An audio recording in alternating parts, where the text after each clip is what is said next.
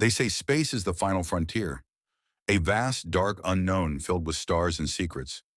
But the real mystery, the one that was never meant to be found, lies not above us, but below. My name is Dr. Eva Marlowe. I was once an oceanographer working with a small team of independent researchers, people who believed that the ocean was far more mysterious than the stars. We were dismissed as conspiracy theorists, dreamers, misfits, until we found the signal. It began in 2017. A deep ocean seismic sensor, far down in the Mariana Trench, picked up a transmission, a pulse of sound so pure and structured it couldn't have come from nature. What chilled me most wasn't the signal itself, but its signature.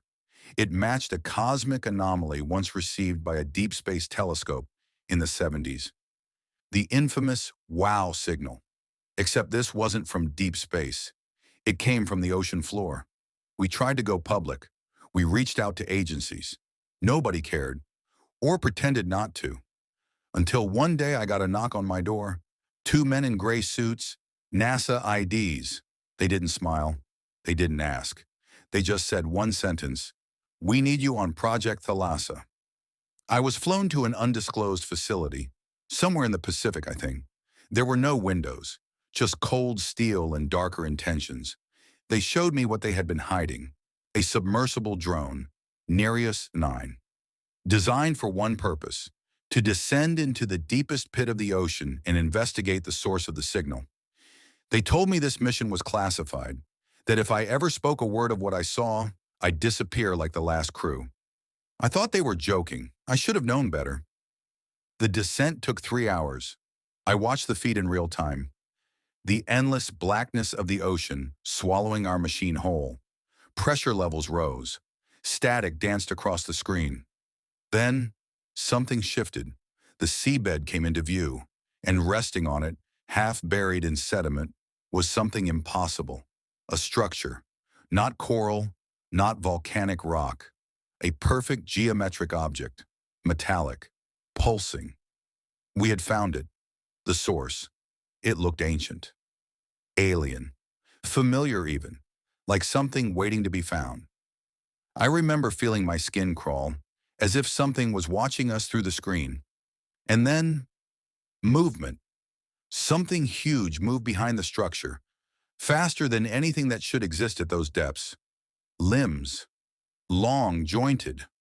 Organic, but wrong. Before we could react, the screen twisted violently, as if the feed was being hijacked. In the final frame, we saw it. A massive eye, unblinking, staring straight at us. Then, nothing.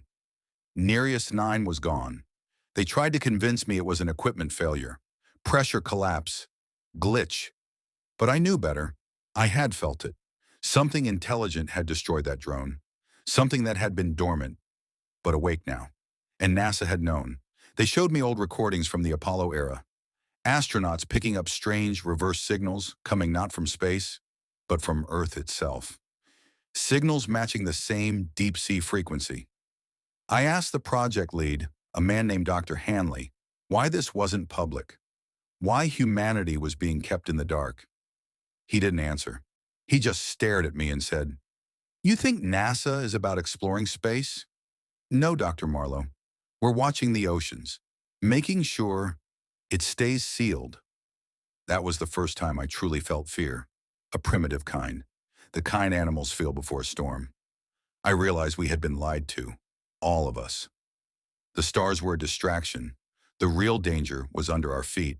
They tried to keep me quiet after that, revoked my access, monitored my calls, but it was too late. I had copied the footage, saved the logs, and now I'm sharing it with whoever's willing to listen. Because last month, the signal changed. It's no longer a steady pulse, it's screaming.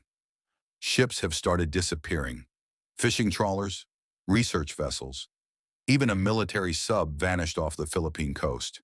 And whales, hundreds of them, beaching themselves across the Pacific.